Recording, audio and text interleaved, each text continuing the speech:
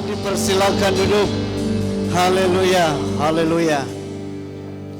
Saya sangat bersyukur karena minggu lepas kita sama-sama pergi ke Adisbuan. Wah, ada yang baptis. Tetapi ada juga yang bernasib malang bahwa mereka ketinggalan kapal. Dan kita berdoa pada 13 hari bulan, sesuai dengan persepakatan kita akan buat lagi satu baptisan di Adisbuan. Saya sangat suka tempat itu karena sungainya jernih dan cara terjun boleh semesot juga, dan boleh juga ada macam Tarzan.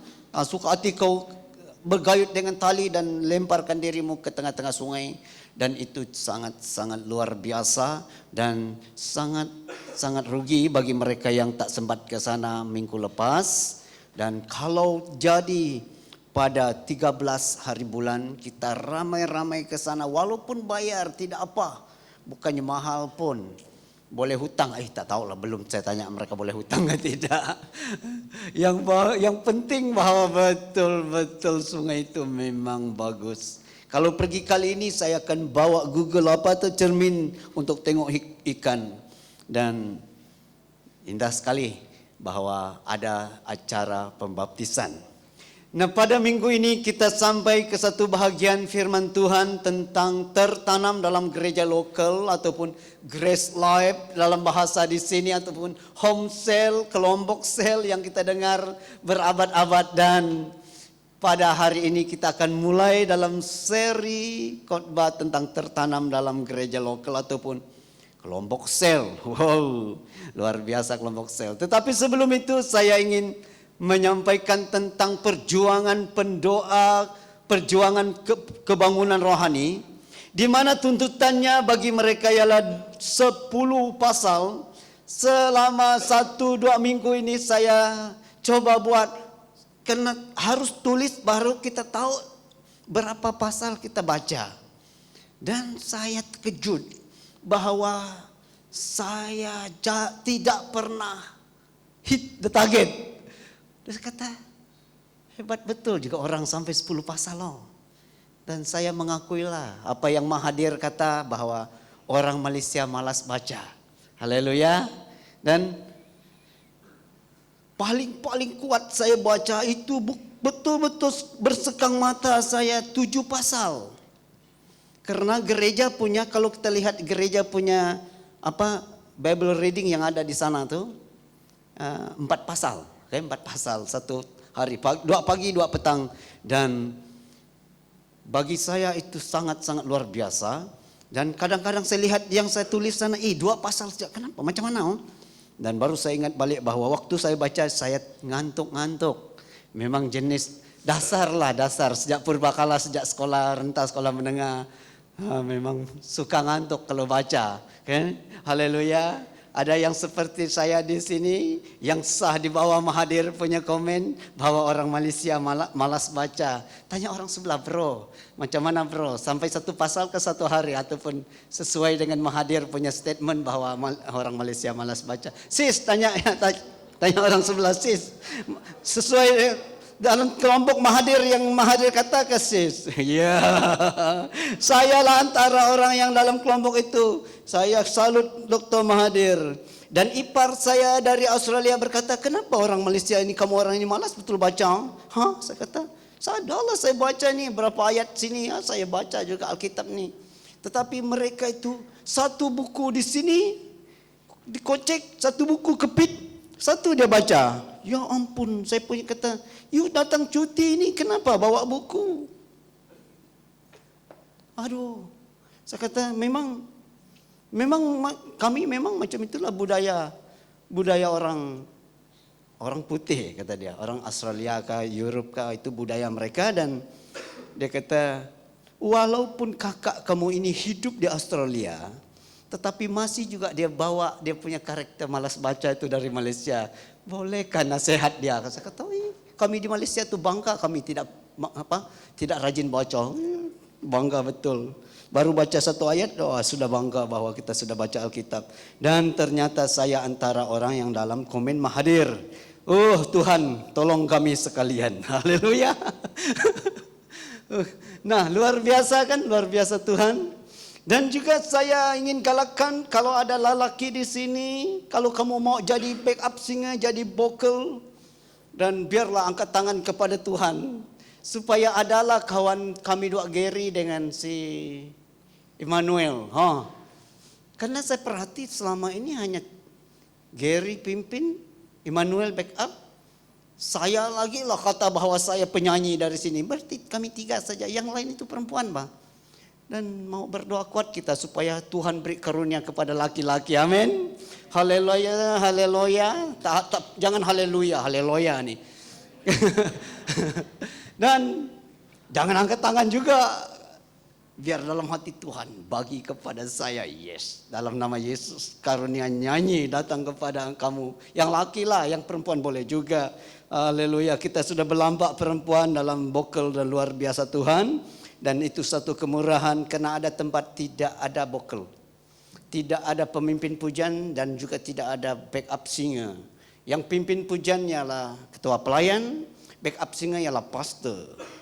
Itu pernah saya dalam gereja seperti itu dan saya pimpin pujian, saya main musik, saya jalan tangguk, saya doa pembukaan, saya doa penutupan, saya nyanyi juga. Apa saja dan saya kata dengan Tuhan sudah sangat miskin ke dunia ini dan Tuhan akhirnya beri kepada kita segala karunia. Amin. Haleluya. Nah, mari kita sampai kepada bagian firman Tuhan tertanam dalam gereja lokal. Karena begini, waktu kita sampai di sebuah gereja, ada home sale kami. Dengan bangganya, kami ada home sale, kami ada kelompok sale. Dan di sini kita sebut dia Grace Life. Sebut beritahu kawan sebelah Grace Life bro. Grace Life. Macam mana mau sebut tuh?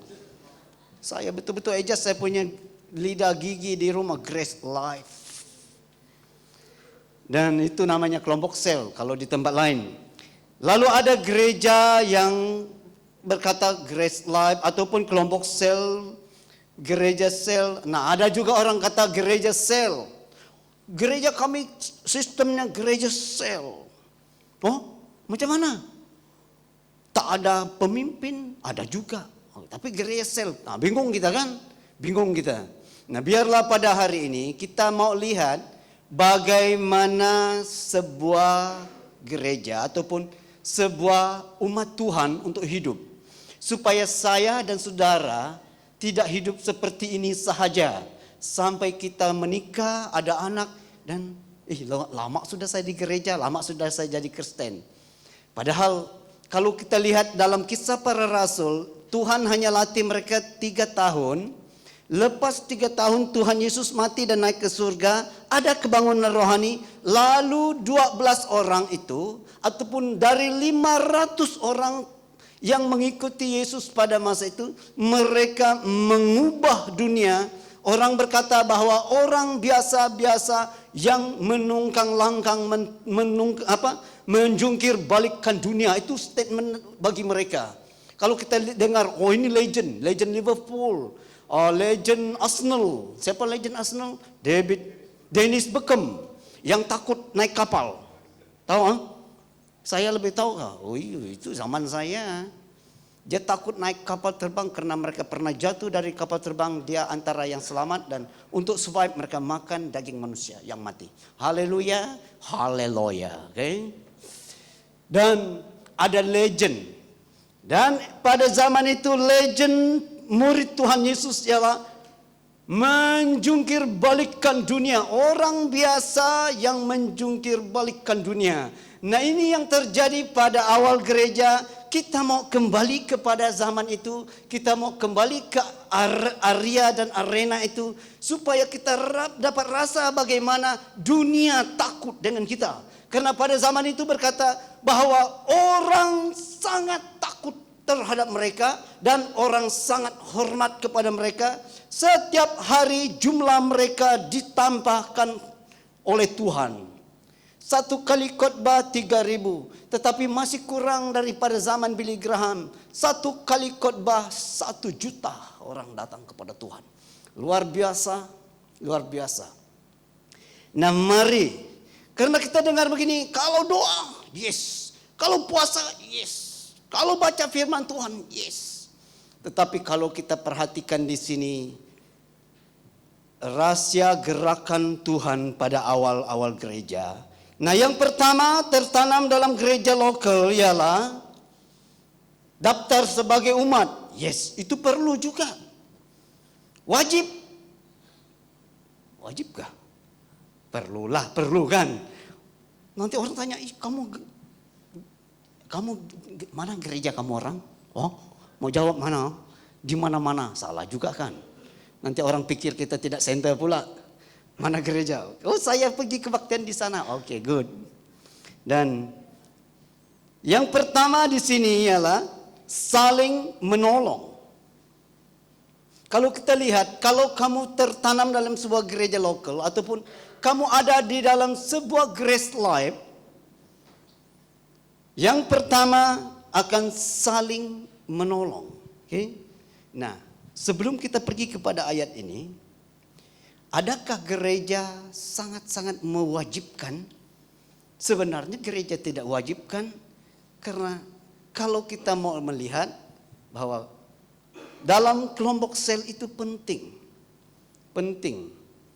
Nanti kemudian kita akan adjust bagaimana kelompok sel berjalan dan bagaimana hidup dalam sebuah community. Karena gereja kita di Desa Wira ialah community worship center. Woi, luar biasa tuh. Oke. Luar biasa. Nah, yang pertama di sini saling membantu. Kalau kamu ada dalam sebuah kelompok sel, dia akan saling membantu. Nah, saya mau lihat siapa yang masih bujang, yang masih single, yang masih belum kawin. Angkat tangan dulu. Jujur. Yang kawin karena ada suami dia dan istri dia dengan dia kan. Berarti dia sudah kelompok sel. Angkat tangan. Jangan turun dulu. Sini ada. Jangan tangan. Ini. Oke. Ini belum kan? Jangan.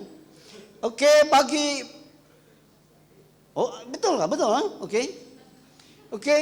Mari kita yang sudah kawin, sudah menikah berkata, kasihan kau. Haleluya. Tidak laku kah bro? Tidak laku kah sis? Tak patut. Karena saya ini saja zaman saya berbaris. Berbaris orang melarikan diri. Yes.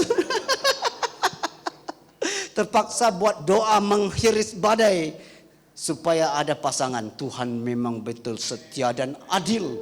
Tuhan bawa kepada saya. Haleluya.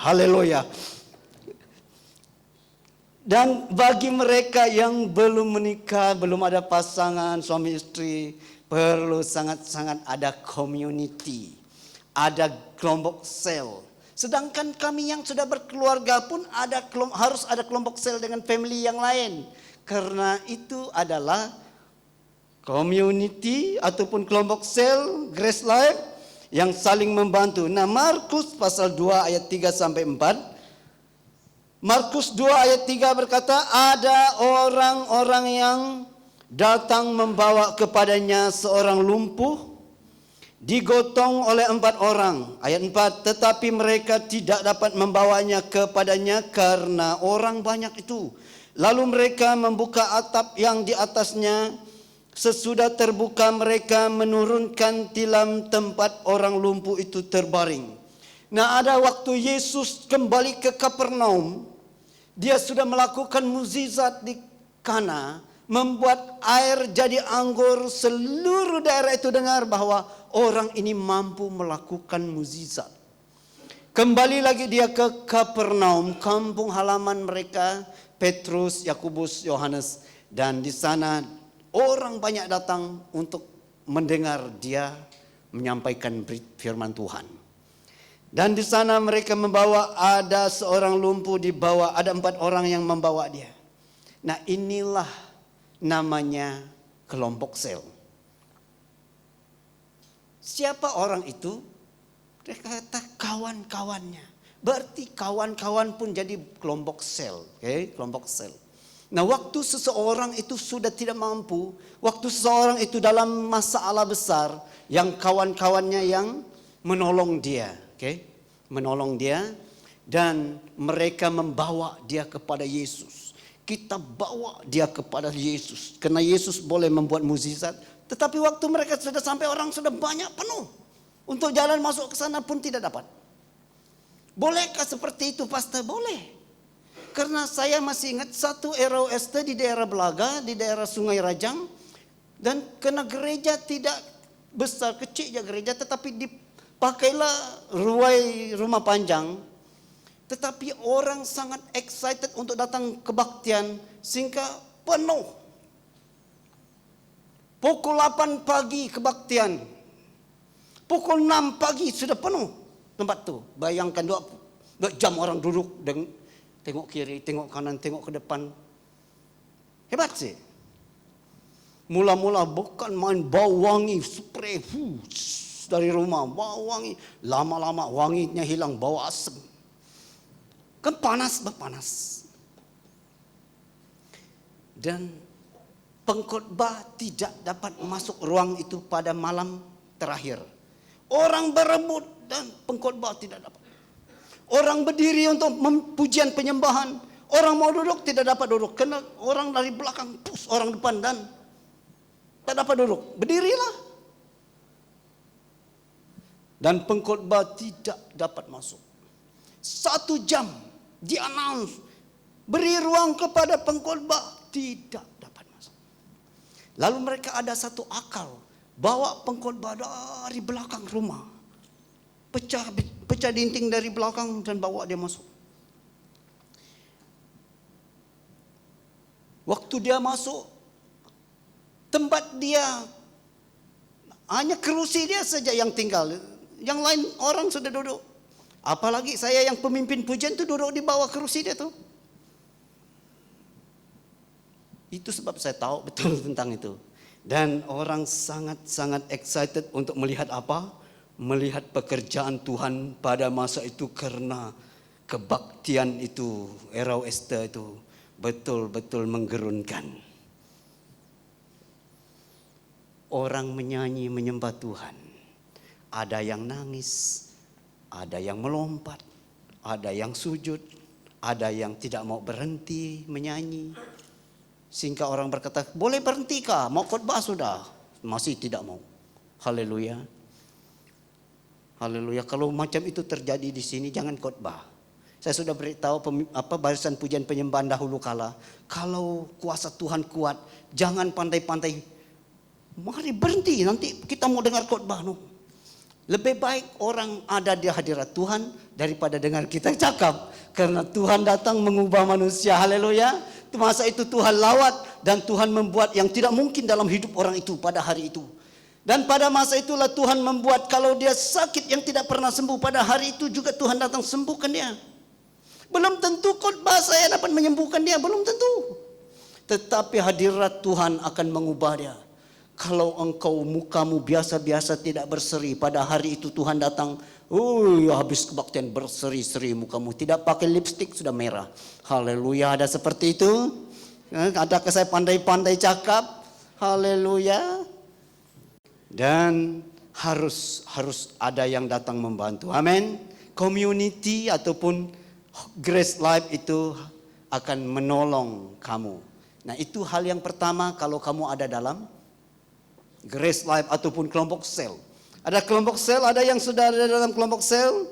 Haleluya. Yang sudah ada dalam kelompok sel sudah angkat tangan. Kami di Matang banyak kami ini. Sekurang-kurangnya ada 1-2 orang dengan kamu lah kan. Di mana kamu boleh, bro? Saya ini bro.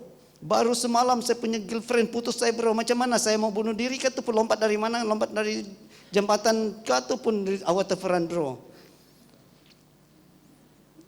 Nanti dia jawab, jangan bro, sabar bro. Tunggu pastor beri keputusan. You mau lompat dari mana?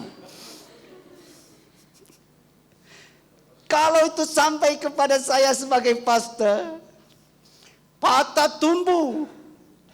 Hilang serius apa? Patah tumbuh. Hilang berganti. Patah hati.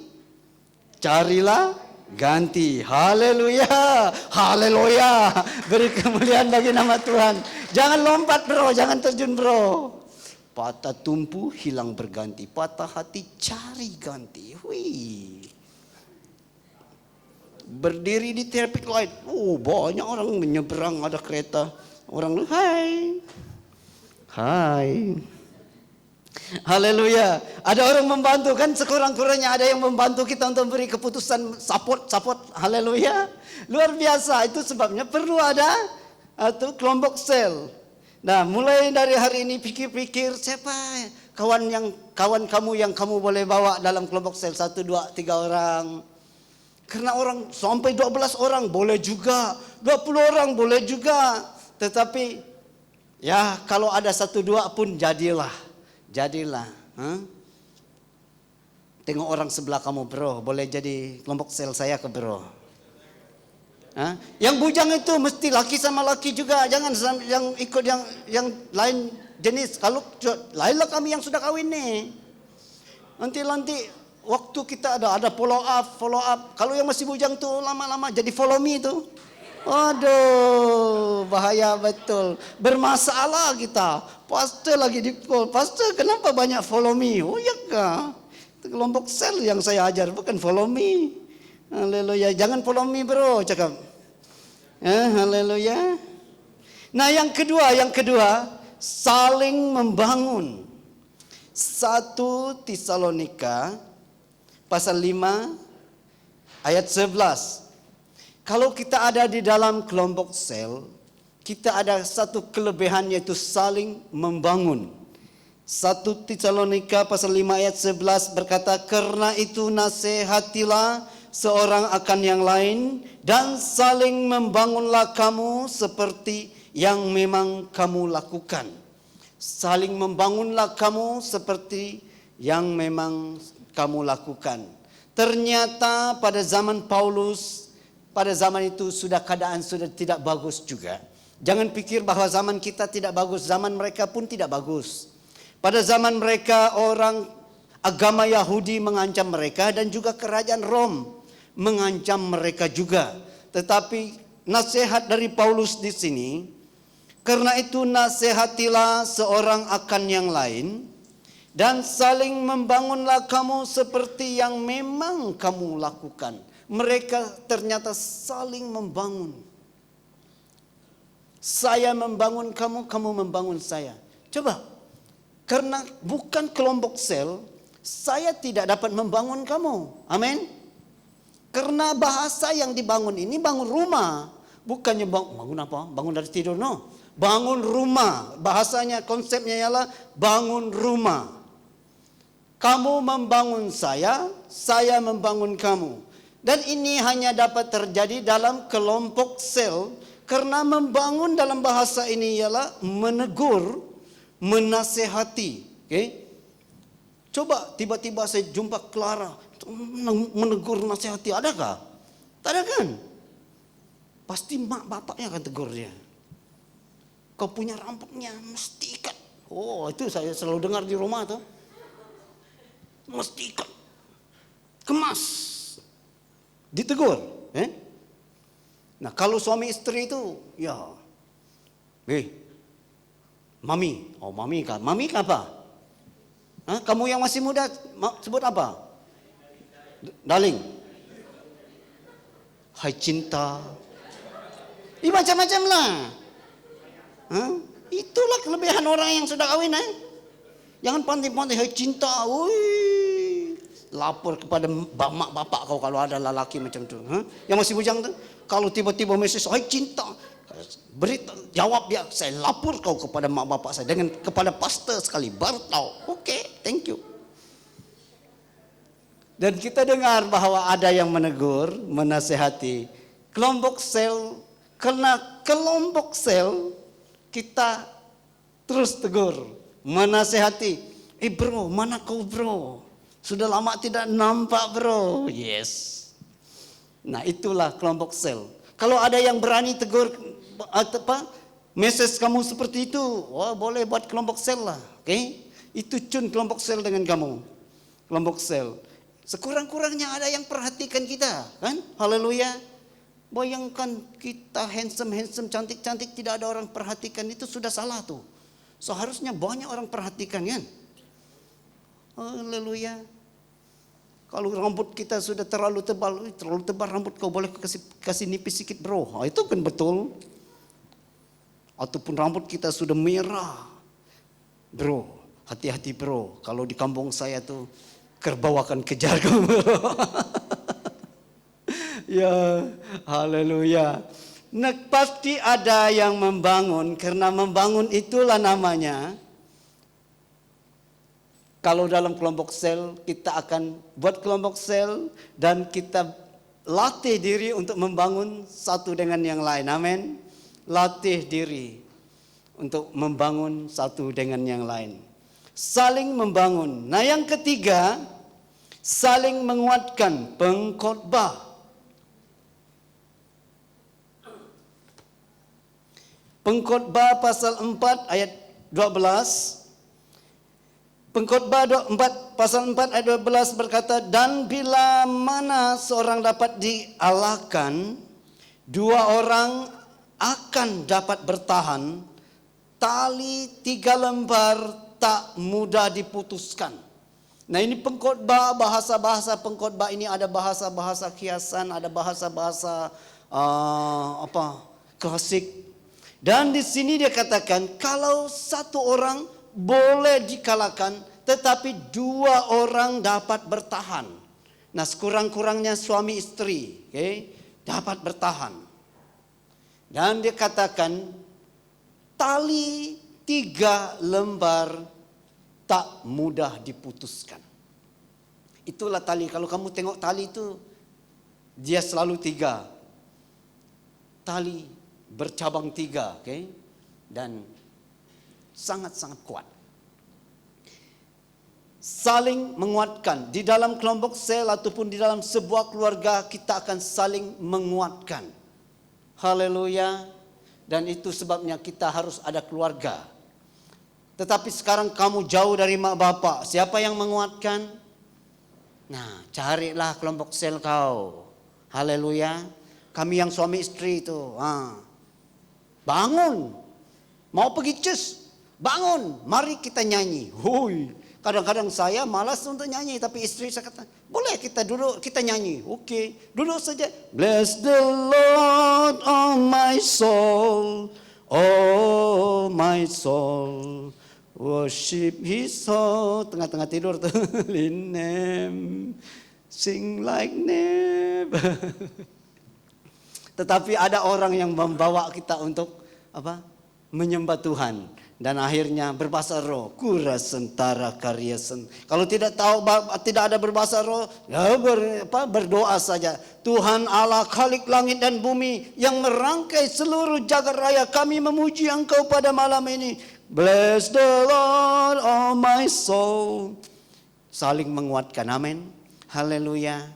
Dan kelompok sel ataupun Grace Life kita katakan bukan suatu hal yang kita tambah-tambah dalam gereja, tetapi biarlah pada hari ini kita lihat bahwa kita harus ada dalam kelompok sel, dan kita akan lihat minggu-minggu seterusnya bagaimana kelompok sel itu, dan di dalam kelompok sel itu akan ada saling membangun, saling menajamkan. Nah, yang terakhir di sini ialah saling menajamkan. Amsal 27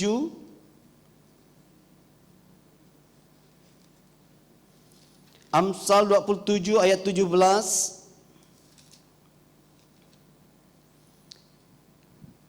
Amsal 27 ayat 17 berkata, besi menajamkan besi, orang menajamkan sesamanya. Di kelompok sel, ilustrasinya besi menajamkan besi, tetapi manusia menajamkan sesamanya. Kalau di kelas, cikgu menajamkan murid, amin, satu arah. Kalau kita ada kelas, ada lecturer kita, dia menajamkan kita. Tetapi di dalam Tuhan, sebagai tubuh Tuhan, gereja Tuhan, besi menajamkan besi dan manusia menajamkan sesamanya. Nanti minggu-minggu seterusnya kita akan lihat bagaimana fungsinya orang dalam kelompok sel dan bagaimana fungsinya manusia menajamkan sesamanya. Karena sampai setakat ini kita ini biasa-biasa saja. Nah, sebelum saya berakhir, saya ingin menyatakan tentang sistem pembelajaran orang Israel yang terkenal hebat. Israel mempunyai sistem belajar yang paling rendah dari umur 5 tahun ke 10 tahun ialah Betsipar, ataupun mereka menghafalkan 5 kitab Musa. Kerja mereka itu hafal saja. Dan waktu cikgu tanya mereka waktu mereka umur 10 tahun, mereka harus tahu di mana bagian ayat itu. 5 kitab Musa. Kitab Musa itu 5 apa? Kejadian, Keluaran, Imamat, apa lagi? Bilangan, Ulangan, 4, 5 kitab Musa. Hanya tajuk dia pun kita hampir lupa tuh. Tetapi orang Israel 5 tahun hingga 10 tahun mereka hafal 5 kitab Musa. Waktu disoal kemudian hari dengan cara random mereka dapat. Lalu naik dari 10 ke 14 tahun ataupun 15 tahun mereka akan belajar menafsirkan Alkitab. Itu sebabnya orang Israel zaman itu, bahkan zaman sekarang, sukar dilawan, sukar ditandingi, sukar diganggu-gugat.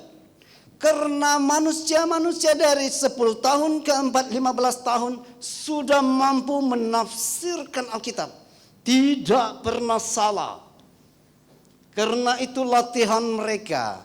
Lepas itu baru mereka naik ke bahagian paling tinggi yaitu Bet Talmud. Itu orang yang memang sarjana. Dan di sana mereka akan belajar bagaimana untuk menjadi seorang murid. Menjadi seperti cikgu mereka. Haleluya. Karena pada zaman 80-an waktu saya lihat manusia ataupun setiap negara dalam 1 juta orang penduduk dan orang akan lihat berapa yang memegang PhD. Israel nomor 1, US nomor 2, dan kita yang lain ini ke belakang sekali. Yang saya masih ingat pada zaman itu pada 80-an, awal 90-an Malaysia dalam 1 juta adakah 4 atau 5 orang saja PhD. Negara yang nomor 2 ialah US. Dalam 1 juta 164 pemegang PhD. Dalam 1 juta penduduk kan? 164 US. Itu nomor 2. Israel dalam 1 juta penduduk Israel 154 pemegang. 154 ribu pemegang PhD. Luar biasa Israel. Yang mengubah padang gurun jadi taman Eden sekarang siapa? Israel juga. Yang mengubah negara Ethiopia menjadi kaya raya sekarang siapa? Orang Israel juga. Haleluya. Luar biasa Israel.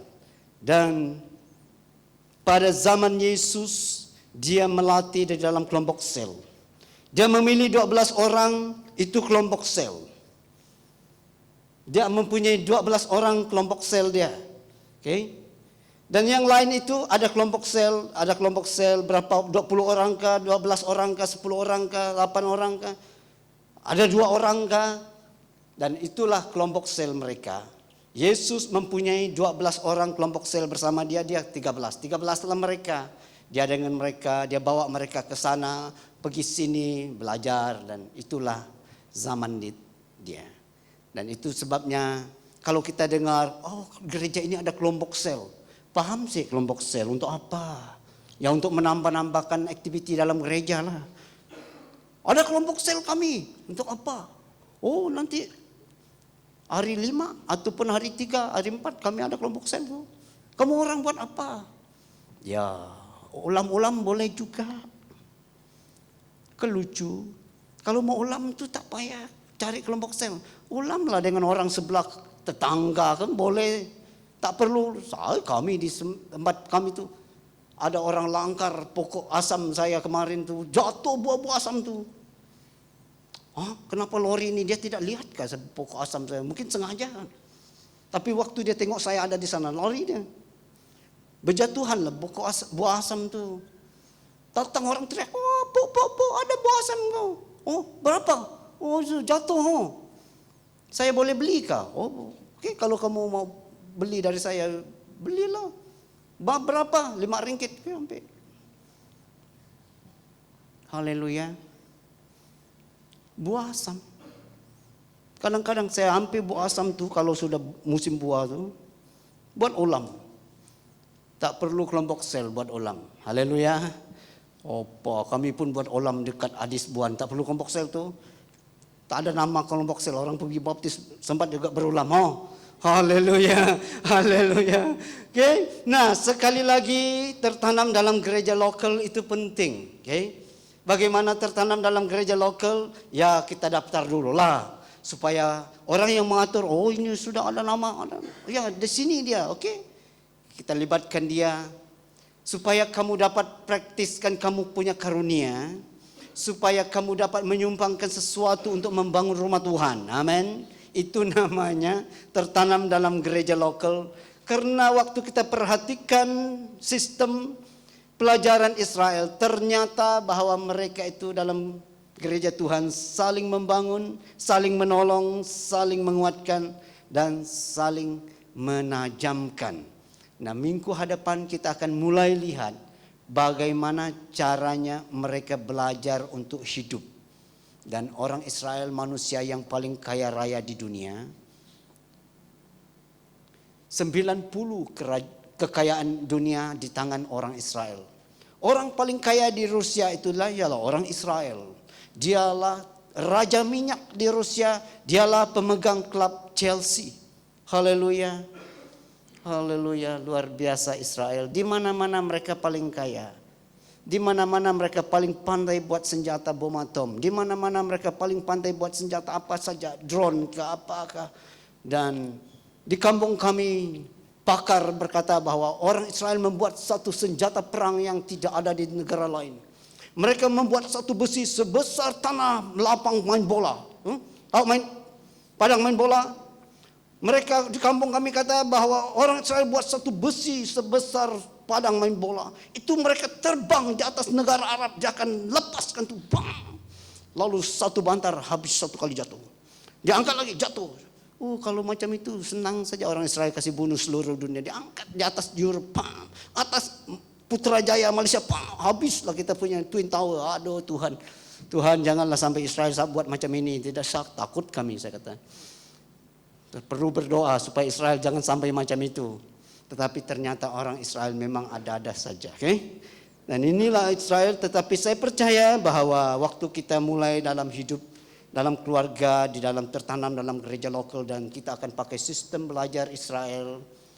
Dan saya percaya 5 tahun ke hadapan setiap pribadi ini akan menjungkir balikkan dunia. Amin.